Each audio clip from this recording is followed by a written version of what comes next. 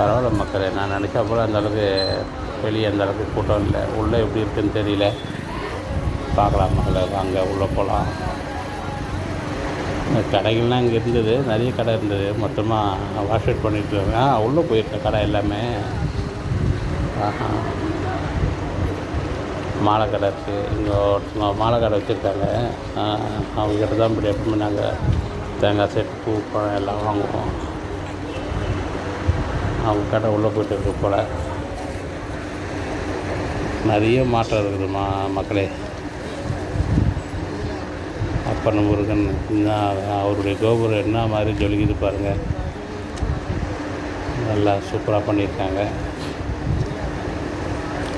இன்னும் உள்ளே போக போக தான் பார்க்கணும் கோவிலில் என்னென்ன புதுசாக கொண்டு வந்திருக்காங்க, பெயிண்டிங் எப்படி இருக்குதுன்னு பார்க்கணும்.